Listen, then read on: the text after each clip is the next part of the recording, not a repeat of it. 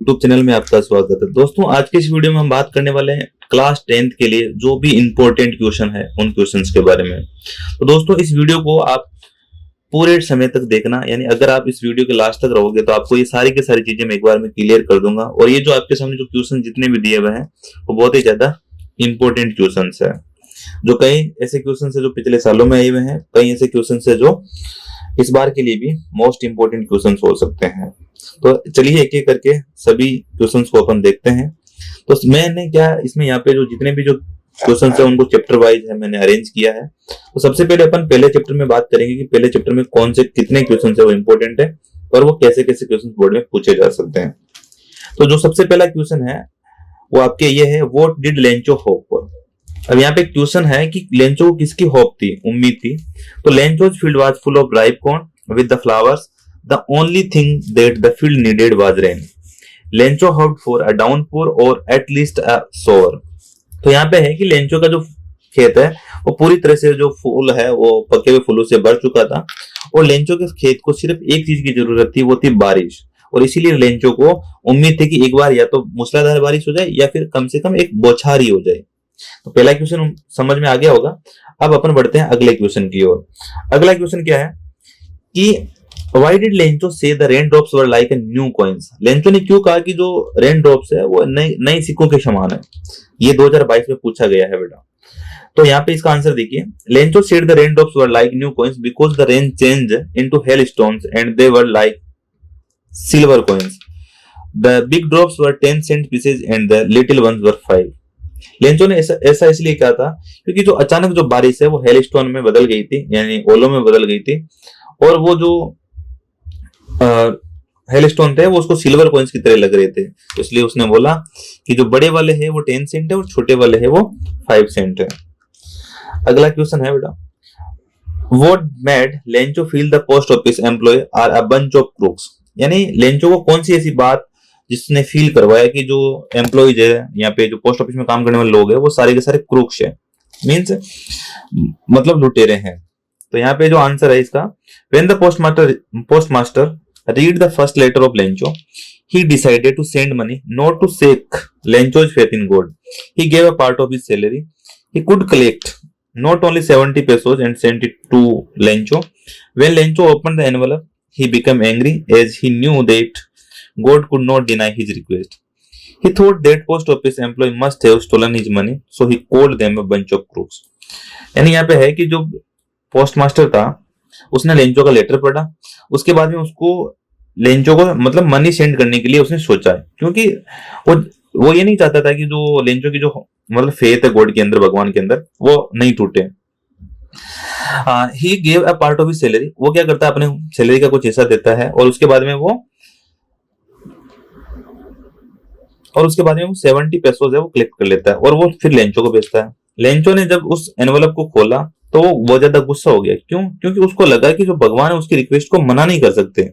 और इसमें जो 70 पेसोस, मैंने तो 100 पेसोस की डिमांड की थी, और इसमें जो 70 पेसोस आए हैं इसमें से जो 30 पेसोस है वो पोस्ट ऑफिस के जो एम्प्लॉइज है उन्होंने शायद उसमें से चुरा लिया है। इसीलिए इस मिसअंडरस्टैंडिंग के कारण उसने वहां के जो जितने भी एम्प्लॉइज थे उनको बंच ऑफ क्रूक्स बोला था।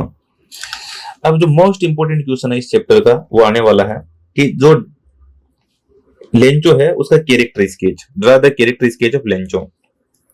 आंसर है, Lencho is a poor farmer. Lencho गरीब किसान था। He worked on his field like an auction. अपने खेत में वो एक बैल की तरह काम करता था। ही ग्रू कॉर्न इन हिज फील्ड। वह अपने खेत में अनाज उगाता है। Harvest was good but it needed only a downpour. हाँ, खेती बाड़ी अच्छी थी, कृषि अच्छी थी, परंतु उस कृषि को जरूरत थी एक डाउनपोर की, यानी बारिश की। But rain turned into storm and stones. और उसके बाद में जो रेन होती है, बारिश होती है, वो अचानक एक तूफान और स्टोन्स में, यानी हेल स्टोन्स में बदल जाती है। It destroyed his crops totally. और इस बारिश ने उसकी पूरी की पूरी फसल को तहस नहस कर दिया। Lencho become very sad. Lencho बहुत ज्यादा उदास हो जाता है। There was no one to help him. क्योंकि उसके पास में कोई भी हेल्प करने के लिए नहीं था। But he had full faith in God. परंतु उसको भगवान में पूरा विश्वास था। ही बिलीव्ड दैट, वह विश्वास करता है या भरोसा दिलाता है, God would not let anyone die of hunger, कि भगवान किसी को भी भूखे नहीं मरने देते हैं। He would certainly help him. वो भी भगवान भी उसकी मदद करेंगे. He decided to write a letter to God to ask for 100 pesos. इसलिए वो डिसाइड करता है कि वो भगवान को 100 pesos के लिए एक लेटर लिखेगा. He called his helper a bunch of crooks. परंतु लास्ट में एट द एंड जो उसकी हेल्पर यानी जो पोस्ट ऑफिस वाले जो लोग होते हैं उनको वो बंच ऑफ क्रूक्स बोलता है. अगला जो क्वेश्चन है वो बोर्ड एग्जाम 2023 में रिसेंटली आया हुआ है. Why does the postmaster send money to Lencho? Lencho को जो मनी है पोस्टमास्टर के द्वारा भेजी गई वो क्यों भेजी जाती है? Why does he sign the letter God? और वो जो पोस्टमास्टर है उस लेटर के ऊपर गॉड के रूप में साइन सिग्नेचर क्यों करता है? तो इसका आंसर हो जाएगा the postmaster is a fat, amiable, kind, generous, clever and resolute person. Postmaster थोड़ा मोटा था, एमिएबल फ्रेंडली भी था, काइंड भी था, जेनरस उदार भी था, क्लेवर चतुर भी था और थोड़ा रेजोल्यूट भी दृढ़ निश्चय भी था. In order not to shake his faith in God, he decided to send Lencho money. अब यहाँ पे इसका जो फर्स्ट का आंसर है वो यहाँ क्लियर हो रहा है. उसने वो मनी इसलिए भेजी थी ताकि वो ये चाहता था कि मतलब जो लेंचो का जो विश्वास है भगवान में वो ना टूटे. He asked his colleagues, उसने अपने कलीग्स को बोला यानी अपने साथियों को बोला एंड फ्रेंड्स दोस्तों को बोला to contribute some money as an act of charity, यानी उस कल्याण के काम के लिए, उस दान के काम के लिए उसने अपने दोस्तों को और अपने साथियों को बोला कि वो भी उसमें कंट्रीब्यूट करें. He himself contributed some part of his salary, वो खुद भी उसमें अपनी सैलरी का कुछ पार्ट वो देता है. He could collect only 70 pesos, परंतु वो सिर्फ 70 पैसों से कलेक्ट कर पाया. He put the money in an envelope, वो एक एनवलप में एक लिफाफे में उस पैसों को रखता है. साइंड गॉड, उसके ऊपर भगवान के नाम का सिग्नेचर करता है. And mailed it to Lencho, और वो लेंचो को मेल कर देता है. तो यहाँ पे इस चैप्टर में आपके पास में 5 क्वेश्चन जो इंपॉर्टेंट क्वेश्चंस हैं, इन क्वेश्चंस को आप स्क्रीनशॉट ले लीजिए और या फिर मैं मेरी जो वेबसाइट होगी उसके ऊपर इसका मैं एक फुल पीडीएफ अपलोड कर दूंगा, वहां से जाकर के डाउनलोड कर लेना और एक एक करके अपन सारे जो चैप्टर्स हैं उनके क्वेश्चंस को देखने वाले हैं. तो थोड़ा पेशेंस रखिए और बैठिए और देखिए सारे के सारे क्वेश्चंस को, क्योंकि ये क्वेश्चंस आप एक बार क्लियर कर लोगे तो आप जो मोस्टली जो इंपॉर्टेंट क्वेश्चन सारे क्वेश्चंस हैं उनको एक बार आप रिवाइज कर लोगे. अब अगला क्वेश्चन है, अगला जो चैप्टर है पहले तो जिसका नाम है Long Walk to Freedom, Nelson Mandela का चैप्टर है.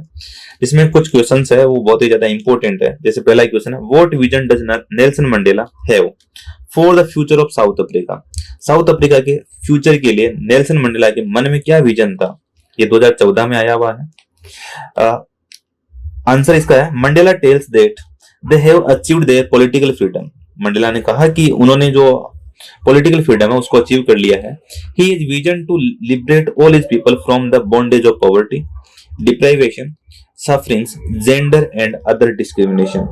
तो लेंचो ने बोला कि उसके मन में एक ऐसा विजन है जो उसकी जो कंट्री के जो लोग हैं उनको जो पॉवर्टी, जो गरीबी है उसके बॉन्डेज यानी बंधन से मुक्त करवाएगा, डिप्राइवेशन जो वंचितता है उससे मुक्त करवाएगा, सफरिंग्स पीड़ाएं और जो जेंडर और जो बाकी के जो डिस्क्रिमिनेशन जो भेदभाव है उनसे उसको वो अलग करवाएगा यानी आजाद करवाएगा. तो कुल मिलाकर के यहाँ पे है कि जो नेल्सन मंडेला है उसके मन में यह था कि जो उसके लोग हैं जो जिन भी पीड़ाओं से या फिर भी जो डिस्क्रिमिनेशन वगैरह है जिनसे परेशान है उनको वो उनसे आजाद करवाए.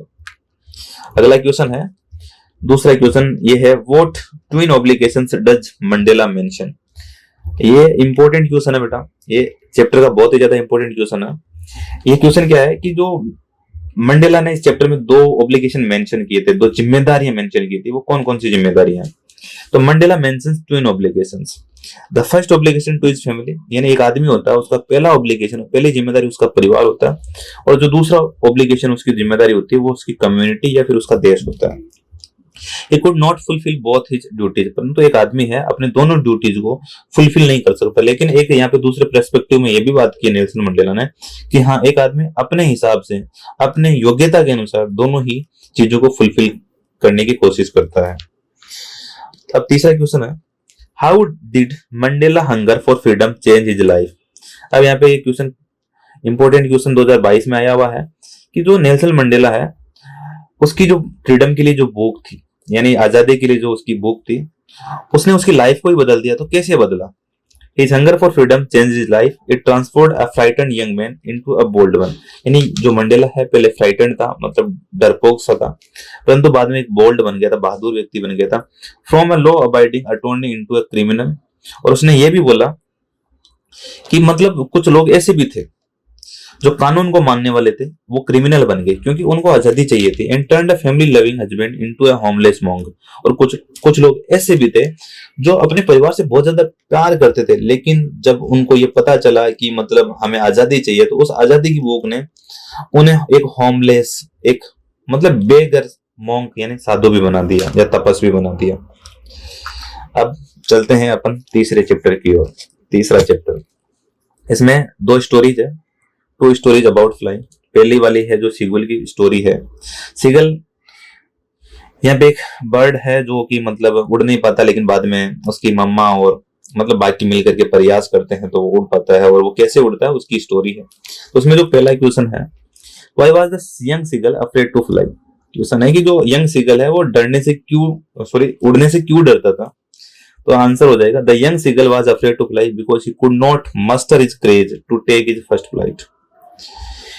यंग सीगल इसलिए डरा था क्योंकि वो अपना जो करेज है, अपना जो साहस है, उसको बिल्ड नहीं कर पाया था, मस्टर नहीं कर पाया था, इसलिए वो डरा था। He thought that his wings would not support him, और उसने ये भी सोचा था कि उसके जो विंग्स है वो छोटे हैं और उसको सपोर्ट नहीं करेंगे। अगला question, What was the forceful thing to make the young seagull successful to fly? ऐसी कौन सी फोर्सफुल चीज थी, यानी ऐसा कौन सा उसके ऊपर दबाव था जिसके कारण जो यंग सीगल है वो उड़ने के लिए एकदम बाध्य हो जाता है और बाद में वो सक्सेसफुली फ्लाई भी कर लेता है। The young seagull was afraid to fly. His parents called him silly. जो यंग सीगल है पहले उड़ने से डर रहा था, और उसके जो पेरेंट्स हैं वो उसको चीख चीख करके बुला भी रहे थे, उसको डांट भी रहे थे। They scolded him, उसको वो डांट रहे थे, and threatened to let him starve, और उसको वो वहां पे भूखा मरने के लिए भी धमकियां दे रहे थे। The whole family taunted him coward, और पूरी की पूरी जो फैमिली उसको टोंट कर रही थी, ताने मार रही थी कॉवर्ड होने का। They left him on the ledge to let him starve unless he flew away, but he could not muster his courage to take his first flight. उसके जो पेरेंट्स है उसको ये भी बोल रहे थे कि उसको वहां पे वो भूखा मरने के लिए छोड़ देंगे अगर वो उड़ना नहीं सीखा तो। परंतु जो सीगल है वो अपना जो क्रेज है उसको मस्टर नहीं कर पाया था। His mother thought of a plan, उसकी माँ ने एक प्लान सोचा। She took a piece of fish, वो एक मछली का टुकड़ा लेती है, and flew across to him, और उसके पास में जाती है। She forced him to dive at the fish, और वहां पे उस सीगल को वो फोर्स करती है कि वो उस मछली की ओर डाइव करे। He dived at the fish and began to fly, और वहां पे वो उस मछली की ओर ऐसे डाइव करने का प्रयास करता है और वो उड़ भी जाता है। अगला जो चैप्टर है बेसिकली ये चैप्टर नहीं, ये इसी दूसरे पार्ट की सेकंड स्टोरी है। इसका नाम है the black aeroplane.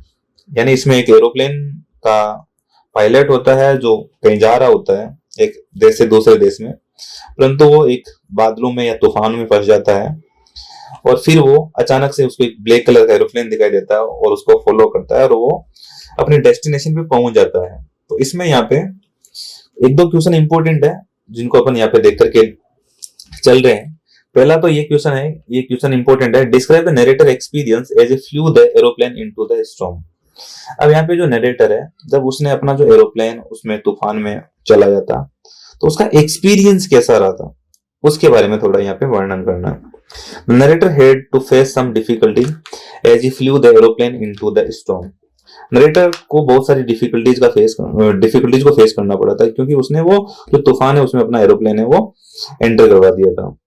The aeroplane jumped and twisted in the air. जो एरोप्लेन है उस हवा में ट्विस्टेड और जंप करता है, मतलब इधर उधर थोड़ा होता है। The compass, the radio and other instrument turn dead, और जो उसके पास में जितने भी जो अप्लायंसेस थे यानी इंस्ट्रूमेंट जितने भी थे वो सारे कंपास वगैरह रेडियो वगैरह सारे खराब हो जाते हैं। He was lost in the storm, और वो उस तूफान में खो जाता है। तो ये था एक नरेटर का एक्सपीरियंस। तो ये इंपॉर्टेंट क्वेश्चन है, इसको टिक मार्क कर लेना, स्क्रीनशॉट ले लेना। उसके बाद अगला क्वेश्चन है, what were the reason for the woman in the control room to look at the narrator strangely. अब यहाँ पे जो महिला थी, जब वहां पे वो जो लैंड कर लेता अपने नरेटर वहां पे अपने प्लेन को लैंड कर लेता, उसके बाद में वो एक ऑफिस में जाता है वहां पे जहाँ पे कंट्रोल रूम में जाता है बेसिकली। वहां पे जो महिला होती है उस महिला को जाकर कुछ बोलता है तो उसकी और वो स्ट्रेंजली यानी थोड़ी सी विचित्र भाव से देखती है। तो वो क्यों देखती है, उसके लिए आपका आंसर क्या होगा?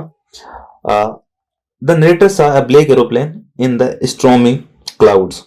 यहाँ पे वो नरेटर है, वो जो तूफानी जो बादल थे उनमें एक एरोप्लेन देखता है।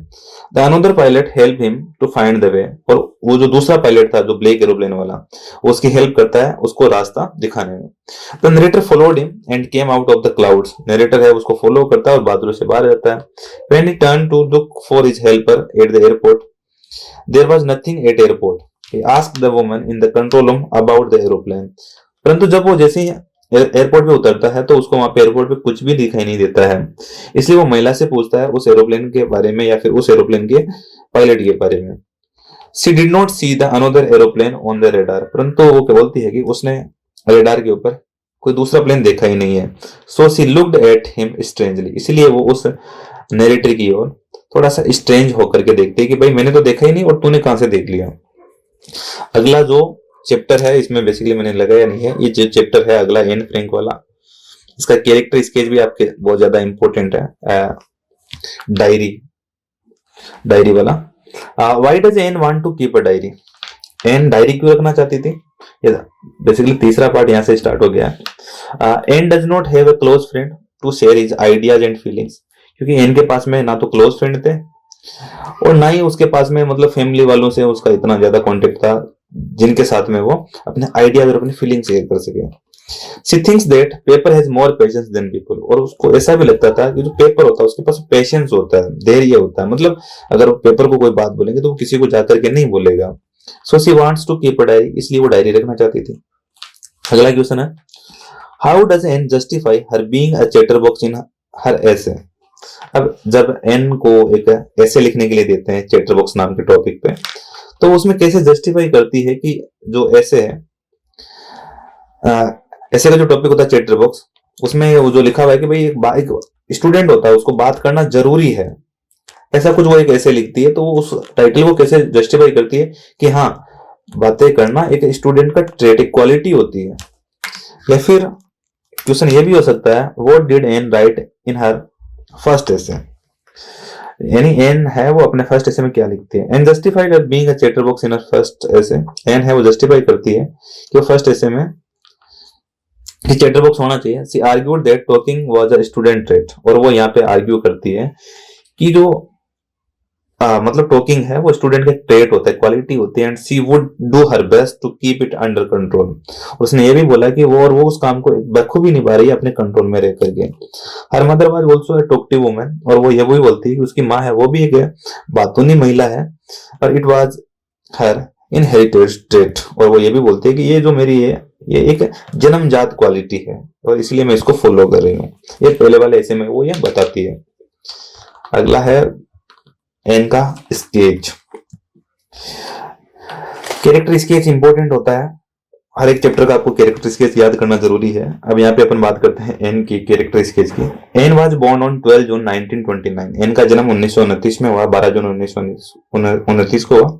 And died in 1945 in concentration camp, और जो कंसंट्रेशन कैंप था उसमें उसकी डेथ हो जाती है 1945 में। Anne was Jewish girl born in Germany, Anne एक जूइश गर्ल थी जो कि जर्मनी में जन्मी थी। She was a decent and intelligent girl, Anne एकदम डिसेंट और इंटेलिजेंट गर्ल थी। She had an intense love for a grand mother and her teacher, यानी एन के मन में उसकी ग्रैंड मदर के लिए और उसके टीचर के लिए बहुत ज्यादा प्यार था। बट सी वाज लोनली, परंतु फिर भी वो अकेलापन महसूस करती थी। She did not have any friend to share her secrets, क्योंकि उसके पास में कोई भी ऐसा दोस्त नहीं था जिसके साथ में वो सीक्रेट, अपने जो रहस्य है, सीक्रेट बातें वो शेयर कर सके। She kept a diary to write her views, और वो डायरी अपने व्यूज को लिखने के लिए रखा करती थी। She called her diary kitty, यानी यहाँ पे ये भी क्वेश्चन इंपॉर्टेंट है कि उसकी डायरी का नाम क्या था, किट्टी, यानी वो एक डायरी रखती थी जिसका नाम था किट्टी, विच बिकम वेरी पॉपुलर, और वो जो डायरी है बाद में बहुत ही ज्यादा पॉपुलर होती है। उसके बाद अपन बढ़ते हैं आगे वाले चैप्टर में। आगे वाला चैप्टर जो कि द 100 ड्रेसेज वाला है वो हटा हुआ है, और उसके बाद में अब जो आगे जो चैप्टर आने वाले हैं वो सीधा 7th चैप्टर है, ग्लिम्पसेज ऑफ इंडिया, यानी भारत की झलकियां, जिसमें पहली जो स्टोरी, इसमें बेसिकली 3 स्टोरी है, जिसमें पहली स्टोरी है a baker from Goa, Goa के जो बेकर हैं उनकी स्टोरी है। तो इसमें पहला क्वेश्चन है how would the children behave on the arrival of a baker, यानी जब वहां पे गांव में बेकर आता था, जो बेकरी वाला आता था, तो वहां के जो चिल्ड्रन, जो बच्चे हैं, वो कैसा रिएक्ट करते थे। तो पहला क्वेश्चन है, the children would run to the baker, children है वो बेकर के पास में जाते हैं। They climbed on the bench to peep into the basket, peep मतलब झांकना, तो जो बच्चे हैं उसकी बेंच पे चढ़ जाते हैं ताकि उसकी बास्केट में झांक सके। Ladies of the house is purchased loaves for the elders and bangles for the children, तो वहां की घरों की जो महिलाएं हैं वो क्या करती थी, जो अपने जो घर के जो बड़े लोग हैं उनके लिए कुछ ब्रेड के टुकड़े खरीदती थी, ब्रेड खरीदती थी, और जो बच्चे होते थे उनके लिए चूड़ियां, मीन्स जो ब्रेड को बांधने के लिए जो चूड़ियां यूज में ली जाती थी उसको वहां पे वो लेके जाती थी। यहाँ पे अगला क्वेश्चन है, is bread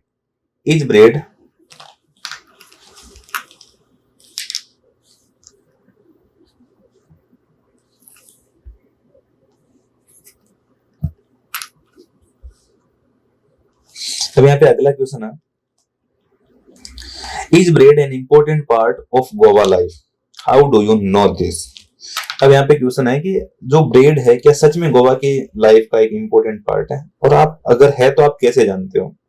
bread is an important part for Goa life because marriage gifts are meaningless without the sweets bread known as the bowl, just as the party or feast loses its charm without bread। यानी यहाँ पे बोला है कि जो गोवा की life है वो जैसे मान लो मैरिज गिफ्ट है वो मीनिंगलेस है, क्योंकि वहां पे स्वीट ब्रेड जिसको बोल बोला जाता है वो दी जाती है। अगर वो शादी में नहीं दी जाती है तो फिर वो मीनिंगलेस, एक निरर्थक शादी मानी जाती है। जस्ट एज द पार्टी और अ feast loses it's charm without bread, अगर मान लो कोई पार्टी वगैरह है तो वहां पे अगर ब्रेड नहीं बनाए तो उसका वो जो चार्म है वो शायद उसमें नहीं रहेगा। The lady of the house must prepare sandwiches or on the occasion of her daughter's engagement। और यहाँ पे ये भी है कि जो घरों की जो महिलाएं हैं और जब अपने बेटियों की सगाई वो होती है तो उसके लिए सैंडविचेज वगैरह भी पकाती है। Cakes and bolinhas are must for Christmas as well as other festival, यानी वहाँ पे केक्स और जो बोलिनाज होते हैं वो क्रिसमस के लिए या फिर जो अन्य फेस्टिवल होते हैं उनके लिए महत्वपूर्ण होते हैं। तो ये क्वेश्चन भी इंपॉर्टेंट है बट इतना ज्यादा नहीं है, तो इसको आप एक बार के लिए रीड कर लेना, ठीक है। उसके बाद में अगली जो स्टोरी है वो कुर्ग वाली स्टोरी है। कुर्ग वाले में कुछ ज्यादा क्वेश्चन नहीं है, 2 क्वेश्चन मैंने इंपॉर्टेंट टिक किए हैं। पहला क्वेश्चन तो है कि कुर्ग कहाँ है। कुर्ग कहाँ है? कुर्ग है वो एक जो मैसूर और जो कोस्टल टाउन मैंगलोर है उसके बीच में बसा हुआ एक टाउन है। Coorg is situated between Mysore and the coastal town of Mangalore, यानी जो कोस्टल टाउन मैंगलोर है उसके और मैसूर के बीच में बसा हुआ एक शहर है। As a piece of heaven that must have drifted from the kingdom of God, लेकिन उसको जब देखते हैं तो ऐसा लगता है कि शायद वो भगवान के साम्राज्य से या भगवान के राज्य से बैक करके वहां पे सीधा स्वर्ग ही आया है। मतलब एक ऐसे लगता है कि काश यहाँ पे एक ऐसा लग रहा है कि मान लो कि वहां पे जो प्लेस आया है वो एक स्वर्ग से टूट कर गया है वहां। अगला क्वेश्चन है, what are some of things you know about the people of Coorg, यानी कुछ चीजें जो आप कुर्ग के लोगों के बारे में जानते हैं वो कौन सी है। The Kodavus are possibly of Greek और अरेबिक डिसेंट, यानी कोडावूज वहां पे जो लोग रहते हैं उनको कोडावूज बोला जाता है, वो ग्रीक या फिर अरेबिक वंशज के हैं। Coorgi homes have a tradition of hospitality, और जो कुर्गी घर है वहां पे जो आदर सत्कार है उसका ट्रेडिशन है, परंपरा है। They used to tell the tales of valour related to their sons and fathers, और वहां के जो लोग हैं वो वीरताओं की जो कहानियां होती हैं उन अपने जो बेटों के बारे में, अपने पिताओं के बारे में वो अक्सर बताते रहते हैं। The Kodavus are the only people in the India permitted to carry firearms without a license, और भारत में एकमात्र ऐसे जो लोग, जो कोडावुजी लोग हैं जो खुले हथियार रख सकते हैं और उनको हथियार बिना लाइसेंस के रखने की परमिशन है। There is also the Kurg regiment in the Indian Army, और भारतीय सेना में एक रेजिमेंट है जिसका नाम कुर्ग रेजिमेंट है, ये भी इस चैप्टर में मेंशन है। तो यहाँ पे इसका आंसर यहाँ पे क्लियर हो गया। अब इसी की जो थर्ड स्टोरी है टी फ्रॉम असम, उसकी ओर अपन बढ़ते हैं। असम की जो सबसे फेमस चीज वो चाय है। तो यहाँ पे पहला क्वेश्चन क्या आ रहा है, what is the Chinese legend about the discovery of T, यानी यहाँ पे इस चैप्टर में कोई बेसिकली क्वेश्चन है नहीं, तो ये एक अंदर का क्वेश्चन है। तो 2 स्टोरी यहाँ पे मेंशन है, एक तो इंडियन स्टोरी है चाय के बारे में और एक चाइनीज स्टोरी है। तो पहले अपन सबसे देखते हैं कि जो चाइनीज लीजेंड है वो क्या है, चाइनीज स्टोरी क्या है। A Chinese king liked to drink boiled water, यानी एक चाइनीज किंग था, वो बॉइल्ड वाटर है उसको पसंद करता था। Once while boiling the water, some leaves fell into the pot, तो एक दिन जब वो पानी को उबाल रहा था तो कुछ पत्तियां उसके बर्तन में गिर जाती है। The boiled water gave a delicious flavor, और मतलब जो बॉइल्ड वाटर है जब उसको पीता है तो उसमें एकदम मस्त वाला स्वाद आता है। देवर टी लीव्स, और वो जो पत्तियां थी उसमें गिरने वाली वो चाय की पत्तियां थी। Since then these leaves are used, और उसी के बाद में ये पत्तियां हैं वो यूज ली जाने लगी है। तो पहले तो ये जो चाइनीज स्टोरी है वो ये हो गई। उसके बाद में अब इंडियन स्टोरी क्या है। इंडियन स्टोरी है write down the Indian legend about it, ये वाला क्वेश्चन है। तो यहाँ पे इंडियन स्टोरी क्या है, a Buddhist asterisk during his deep meditation he felt asleep, यानी एक बुद्धिस्ट मॉन्क था, वो जब मेडिटेशन कर रहा था तो वो उसको नींद आ रही थी। The monk become furious on himself, और वो अपने आप पे गुस्सा हो जाता है। He cut his eyelids and threw them on the ground, वो अपनी आंखों की जो eyelids होती है उनको काटता है और उनको ग्राउंड में फेंक देता है। There grew 10 tea plants, और वहां पे उन eyelids से 10 चाय के पौधे उगते हैं। And their leaves can remove sleep, और उनकी पत्तियां को बाद में उबाल कर पीने से नींद उड़ जाती थी, इसलिए उनको चाय कहने लगे या चाय पत्ती कहने लगे। तो ये है एक इंडियन स्टोरी। ठीक है, तो अब अपन बढ़ते हैं अगले चैप्टर की ओर जिसका नाम है Mijbil the otter. Mijbil the otter, इसमें से एक दो क्वेश्चन आए हुए हैं प्रीवियस ईयर की क्वेश्चन पेपर में भी। तो सबसे पहला जो क्वेश्चन है वो ये है, why was the otter named Maxwell otter. पहले तो ये कि जो ओटर है उसको मैक्सवेल का ओटर क्यों कहा जाता है। The race of the otter was previously unknown to science, क्योंकि ये जो रेस है ओटर वाली ये प्रजाति है वो पहले साइंस को पता ही नहीं थी इसके बारे में। And was at length questioned by zoologist Lutrogale perspicillata maxwelli और मैक्सवेल्स ओटर। क्वेश्चन का मतलब नामकरण, और उसके बाद में इसका नामकरण किया गया। तो एक जूलॉजिस्ट थे जिनका नाम था लूथरागेल पेरस्पिसिलेटा मैक्सवेली, पूरा नाम तो ये था, और उसके बाद में उसको शॉर्ट में मैक्सवेल्स ओटर बोला गया था। और दूसरा क्वेश्चन है, how was Mij to be transported to England. Mij को इंग्लैंड कैसे ले जाया गया। The writer booked a flight to Paris from there to London so that Mij might be transported to England. The airline insisted that Midge should be packed into a box, यानी writer ने क्या किया, पहले तो Paris के लिए flight book किया, फिर उसके बाद में डायरेक्ट लंदन गए, और फिर वो उसको वहां पे इंग्लैंड में लेके गया था, क्योंकि उसको कोई डायरेक्ट फ्लाइट नहीं मिल रही थी जो उसको मींस मिज को ले जाने के लिए परमिट करे। तो इसलिए उसने फ्लाइट को 2 बार चेंज किया, और जो एयरलाइन है उसने इंसिस्ट किया कि जो मिज है उसको बॉक्स के अंदर ही पैक रखा जाए। अगला जो क्वेश्चन है, what details did Valli gather from the conversation between her neighbours. ये राजस्थान बोर्ड 2012 में आया हुआ है। यानी किस प्रकार की जो डिटेल है वो वल्ली गेदर करती थी जब उसके पड़ोसी उससे बात करते थे। तो Valli gather some details from the conversation between her neighbours about the bus journey. जब वो अपने पड़ोसियों से बातें किया करती थी तो जो बस की जो यात्रा होती थी उसके बारे में वो जानकारी इकट्ठा करती थी। The town was 6 miles from her village, और जिस गांव की वो किया करती थी या जिस गांव के बारे में वो जानकारी जुटाती थी वो गांव उसके गांव से 6 किलोमीटर दूर था। द फेयर वाज 30 पैसे, और उसका 30 पैसे किराया था only, and the trip to the town took 45 minute, और उस ट्रिप को करने में लगभग 45 मिनट लगते थे। तो ये वाली जानकारी है वो अपने पड़ोसी से वो जुटाई थी। What was Valli's favourite pastime, यानी वली का सबसे मनोरंजक फेवरेट टाइम कौन सा हुआ करता था। हर favourite pass time was standing in front doorway of her house watching what happening in the street outside. यानी वली का जो फेवरेट टाइम है वो दरवाजे पे खड़ा होकर के बाहर के लोगों को देखना कि बाहर क्या हो रहा है, गली में क्या हो रहा है, वो देखना था। मोreover, इसके अतिरिक्त she would see the bus and new set of passenger. इसके अतिरिक्त वो बस के कुछ जो पैसेंजर्स हुआ करते थे उनको देखा करती थी, और बस से रिलेटेड और कुछ चीजें जानने की वो प्रयास करती थी। अगला क्वेश्चन है, how did Valli gather the detail about the bus journey. यानी जो बस की जर्नी, ये इंपॉर्टेंट क्वेश्चन है। ये जो बस वाली जर्नी थी, वेरी इंपॉर्टेंट कर लेना इसको, जो बस वाली जर्नी थी, यात्रा थी, उसके बारे में जो वल्ली ने जो इन्फॉर्मेशन है वो कैसे जुटाई। तो यहाँ पे आंसर हो जाएगा, Valli gathered the detail about the fare distance and time of the journey. Question था, how did Valli gather the detail about the bus journey. तो यहाँ पे वल्ली ने जो सबसे पहले तो जो फेयर गया, उसका किराया क्या है, डिस्टेंस कितना है, टाइम जर्नी का टाइम क्या है, वो सारी डिटेल जुटाई। और मेनी डेज एंड मंथ्स, कई महीनों तक या फिर कई दिनों तक, Valli listened carefully to conversation between her neighbours, और उनके जो नेबर हुआ करते थे, पड़ोसी हुआ करते थे, उनके बीच में जो भी वार्तालाप हुआ करती थी उनको वो ध्यान से सुनती थी। And people who regularly use the bus, और बाकी के लोग, बहुत सारे लोग जो रेगुलरली उस बस का यूज करते थे, उनसे भी वो बातें किया करती थी और उनसे भी सुना करती थी। And she also ask a few discrete questions here and there, और वो ऐसे कुछ जो क्वेश्चंस है वो एक दूसरे से वो पूछा करती थी। This way she picked up various small details about the bus journey, और इस प्रकार वो बस की जर्नी के बारे में बहुत सारी डिटेल्स है वो कलेक्ट कर पाती है।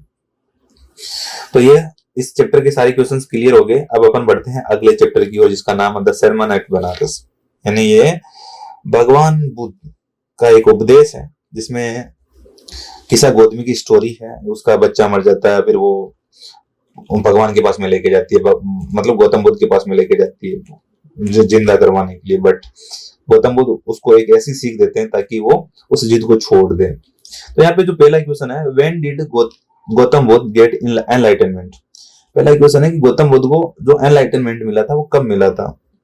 Gautam Buddha set down under a tree after 7 days enlightenment came. Gautam Buddha जब एक पेड़ के नीचे बैठे थे, वो पीपल का पेड़ था, और उसके पेड़ के नीचे बैठने के बाद में 7 दिनों तक उन्होंने साधना की, और उनको एनलाइटनमेंट यानी वो जो उनको जो ज्ञान की प्राप्ति है वो हो जाती है। After enlightenment he was known as the Buddha, और जब उनको ज्ञान की प्राप्ति हो जाती है उसके बाद में वो बुद्ध के नाम से विख्यात हुए। पहला क्वेश्चन है, why does Gautami go to Buddha. Important question है, स्क्रीनशॉट ले लेना और इसको टिक कर लेना। Gautami goes to Buddha because she meets a man who would advise her to go to the Buddha to revive her son.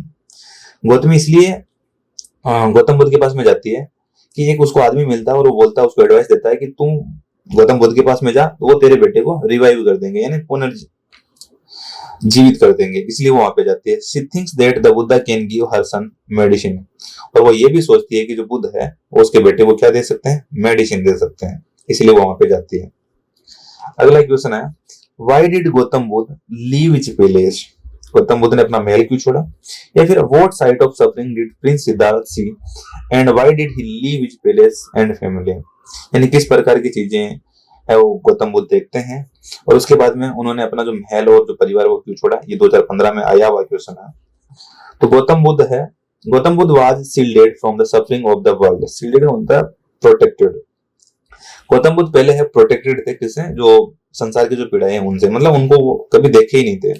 At the age of 25, जब 25 साल के हुए थे, one day while out hunting, जब वो बाहर शिकार करने जा रहे थे, गौतम साह सिक मैन, गौतम है वो एक बीमार व्यक्ति देखते हैं, एंड एज्ड मैन एक बूढ़ा व्यक्ति भी देखते हैं, एंड फ्यूनरल प्रोसेशन, और एक वो फ्यूनरल प्रोसेशन देखते हैं, एक अंतिम संस्कार की यात्रा वो देखते हैं, and A monk begging for arms, और एक वो भिखारी देखते हैं जो भीख मांग रहा होता है। दीज साइट्स, और ये सारे दृश्य हैं, शोक डेम, उसको शोक, भगवान गौतम बुद्ध को शोक कर देते हैं deeply, and he realised that the world is full of sorrows, यानी वो इतना शोक कर देते हैं, मतलब उसको उनको इतना हिला देते हैं कि वो ये रियलाइज करने लग जाते हैं कि जो संसार है वो एकदम दुखों से भरा हुआ संसार है। He left the house and went out to seek enlightenment, और वहां पे वो घर जाता है, और घर जाने के बाद में अपने घर वालों को बोल करके या महल वालों को बोल करके वो अपना घर को या महल को छोड़ देता है, और वो ज्ञान की प्राप्ति के लिए निकल जाते हैं। तो ये था इसका कि वो भगवान बुद्ध है वो अपना घर क्यों छोड़ते हैं। अगला क्वेश्चन है, what was told by Buddha to Kisa Gautami, भगवान बुद्ध ने किसा गौतमी को क्या सिखाया। ये 2022 में क्वेश्चन आया हुआ है, तो यहाँ पे क्या सिखाया उन्होंने। बुद्धा टोट किसा गौतमी थ्रू एन एक्टिविटी, यानी बुद्धा ने पहले बात तो भगवान बुद्ध थे, उन्होंने किसा गौतमी को एक एक्टिविटी करवाई। एक्टिविटी क्या थी, is that death and suffering are common to all, और उस एक्टिविटी में उसको ये रियलाइज करवाया कि जो डेथ है और जो पीड़ाएं हैं वो सबके लिए कॉमन है, यानी सबके लिए समान है, सबके लिए आएगी। He said that there was no way by which one could avoid death or suffering, और उन्होंने ये भी समझाया कि कोई भी ऐसा मार्ग नहीं है जिसके थ्रू आप जो मौत है या फिर जो पीड़ाएं हैं उनको आप अवॉइड कर सकते हो। He compared it to an earthen vessel made by a potter, और उन्होंने इन सारी चीजों को एक जो मिट्टी का जो बर्तन होता है उससे कंपेयर किया जो कुम्हार बनाता है, which would sooner or later die, यानी कि जो मिट्टी का बर्तन होता है जिस प्रकार उसको कभी ना कभी मतलब टूटना ही होता है, इसी प्रकार जो आदमी होता है उसको भी एक ना एक दिन मरना होता है। बुद्धा सेड, भगवान बुद्ध बोलते हैं, that those who are born must die one day, कि भगवान बुद्ध बोलते हैं कि जो जन्मे हैं उनको एक दिन मरना ही होगा। None can not avoid it, कोई भी उसको अवॉइड नहीं कर सकता। डेथ इज सर्टेन, डेथ तो निश्चित है। As ripe fruits fall off the trees and meet an end, जिस प्रकार एक पका हुआ फल पेड़ से गिरता है और उसका अंत हो जाता है। So do the lives of the mortals, if only you take out of the sorry if only you take out the arrow of lamentation and get composed, you will get peace of mind। अब यहाँ पे बोलते हैं कि मान लो so do the leaves of the mortal, यहाँ पे ये बताता है कि इसी प्रकार जो नश्वर प्राणी है उनका भी जीवन है, यानी जिस प्रकार एक पेड़ से वो पका हुआ फल गिरता है और उसके बाद में वो मतलब उसका एंड हो जाता है, इसी प्रकार जो नश्वर प्राणी है उनका भी जीवन ऐसा ही होता है कि एक दिन पक जाते हैं, मतलब बूढ़े हो जाते हैं और मर जाते हैं। और यहाँ पे बोलता है कि अगर मान लो आप जो मतलब जो रो रहे हो, परेशान हो रहे हो किसी के दुख से, किसी की पीड़ा से या फिर किसी की मृत्यु से, तो उनको आप साइड कर दो और थोड़ा सा एकदम ऐसे कंपोज हो जाओ ताकि आपको जो पीस ऑफ माइंड है वो मिल सके। अगला क्वेश्चन है, अगला जो चैप्टर है बेसिकली वो द प्रपोजल है, जो इस बुक का सबसे ज्यादा इंपॉर्टेंट चैप्टर है। और ये जो क्वेश्चन आए हुए हैं यहाँ पे जितने भी, वे प्रीवियस ईयर के क्वेश्चन भी आए हुए हैं और इन क्वेश्चंस को आपको अच्छे से पढ़ना है क्योंकि इसमें से एक डेफिनेटली एक क्वेश्चन जरूर पूछा जाएगा। तो पहला क्वेश्चन है, what is the cause of first quarrel between Natalya and Lomov. Lomov और नताला लड़ते हैं, आपको सबको पता है कि वो किसके लिए लड़ते हैं, ऑक्स एंड मीडोज के लिए, फिर उसके बाद एक कुत्ते के लिए लड़ते हैं। तो यहाँ पे जो पहली बार लड़ते हैं नताला और लोमो, तो वो किस लिए लड़ते हैं, उसका कारण क्या है? उसका कारण ऑक्स एंड मीडोज है, ये आपको ध्यान में रखना है। Are the subject of first dispute, जो पहला विवाद हुआ था उसका कारण ऑक्स एंड मीडोज था। Lomov says that he has the document to prove his ownership और ऑक्स एंड मीडोज, क्योंकि लोमो ने कह दिया था कि मतलब उसके पास में डॉक्यूमेंट है जो ये साबित कर दे कि जो ऑक्स एंड मीडोज वो हमारे हैं। नताला कंसीडर्स देम देयर प्रॉपर्टी, लेकिन नताला को ऐसा लगता था कि वो प्रॉपर्टी हमारी है। उसके बाद में अगला क्वेश्चन है, how does the play and, play है वो कैसे एंड होता है? ये 2016 में क्वेश्चन आया हुआ है, यानी ये जो प्ले ड्रामा है, नाटक है, वो कैसे एंड होता है? Chubukov finds that Lomov is alive, Chubukov को लगता है कि लोमो है वो जिंदा है। He puts Lomov hand into her daughter's hand, वो क्या करता है, लोमो के हाथ है अपनी बेटी के हाथ में थमा देता है। Then he ask them to kiss each other, फिर उसको वो एक दूसरे को बोलता है कि एक दूसरे को किस करो। Lomov and Natalya are ready to marry soon, उसके बाद में लोमो और नताला है वो एक दूसरे से शादी करने के लिए तैयार हो जाते हैं। But they argued over the पेटी इश्यूज, परंतु वो पेटी है यहाँ पे, परंतु वो छोटे छोटे इश्यूज पे वो बाद में लड़ते हैं। अब अगला क्वेश्चन है, why according to Lomov it is necessary for him to marry now, Lomov के अकॉर्डिंग शादी करना क्यों जरूरी था? या फिर अगला क्वेश्चन है, why does Lomov want to marry Natalya immediately, या कि लोमो है वो नताला से जल्दी से शादी करना या तुरंत शादी करना क्यों चाहता था? ये 2015 में आया क्वेश्चन है। Lomov wants to marry Natalya because he wishes to lead a quiet and regular life, लोगों को लगता था कि वो नताला से शादी कर लेगा तो उसको एकदम शांतिपूर्वक एक नियमित रूप से जीवन मिलेगा। He is already 35 year old now and suffering from palpitations, यानी वो अकेलेपन से वो जूझ रहा था और वो 35 साल का हो गया था। Moreover नताला is an excellent housekeeper and well educated girl, हालांकि जो नताला है वो एक अच्छी हाउसकीपर भी थी और अच्छी पढ़ी लिखी भी लड़की थी। अगला क्वेश्चन है, right the theme of the play the proposal, Rajasthan board 2015 में एक क्वेश्चन आया हुआ है। इस प्ले का थीम क्या होगा? The play reveals the tendency of wealthy families to shake ties with other wealthy families, यानी इस प्ले में जो वेल्दी फैमिलीज है, जो अमीर लोग हैं, अमीर परिवार है, उनकी टेंडेंसी, उनकी प्रवृत्ति को दिखाया गया है कि वो किस प्रकार एक अमीर परिवार से अपना रिश्ता बांधते हैं। They wants to increase their state, क्योंकि वो अपनी संपदा को बढ़ाना चाहते हैं। Lomov a wealthy neighbour wants to marry Natalya a land owner's daughter, और लोमो भी एक पड़ोसी लड़की से शादी करना चाहता है क्योंकि वो एक लैंड ओनर की डॉटर थी। अगला क्वेश्चन है, how can we say that Natalya was in love with Lomov, हम कैसे कह सकते हैं कि नताला भी लोमो के प्यार में थी? Natalya was in love with Lomov when Chubukov told Natalya that Lomov came to propose her, she asked her father to call him back, Lomov called her a love sick cat, और वहां पे Lomov जो Chubukov called her a love sick cat, वहां पे चुबुको उसको एक love sick cat भी बोलते हैं। यानी ये इस बात से पता चलता है कि जब चुबुको ने यानी उसके पिता ने नतालिया को बोला कि ये जो लड़का लोमो है वो यहाँ पे तुझे प्रपोज करने के लिए आया था, तब वो अपने पिता को वापस बोलती है उसको जल्दी से कैसे भी करके वापस बुलाइए। तो ये बात बताती है कि हाँ सच में वो उसके प्यार में पड़ी हुई थी। अगला क्वेश्चन है, how did the second issue of dispute between Natalia and Lomov develop. तो दूसरा इश्यू उनके बीच में लड़ाई का क्रिएट हुआ था, तो वो कैसे क्रिएट हुआ था। Natalia and Lomov argued about their dogs, क्योंकि उस टाइम जो नतालिया और लोमो है वो कुत्तों के बारे में आर्ग्यू कर रहे थे। Lomov said that his dog Guess was better than Natalia's Squeezer, यानी इसमें यहाँ पे लोमो ने कह दिया था कि उसके पास में कुत्ता जिसका नाम गेस था वो नतालिया के स्क्वीजर नाम के कुत्ते से बेटर है। But Natalia considered her dog better than Lomov's guess, पर नतालिया को ऐसे लगता था कि उसका जो डॉग है वो उस वाले डॉग से उसके वाले डॉग से ज्यादा बेटर है। अगला क्वेश्चन जो 27वां क्वेश्चन है, on what basis does Lomov claim oxen meadows. किस बेसिस पे जो लोमो है वो क्लेम करा था कि जो ऑक्सन मीडोज है वो उनके हैं। ये 2014 में आया हुआ क्वेश्चन है। Lomov told that his aunt's grandmother gave the oxen meadows to Chubukov's grandfather for free use.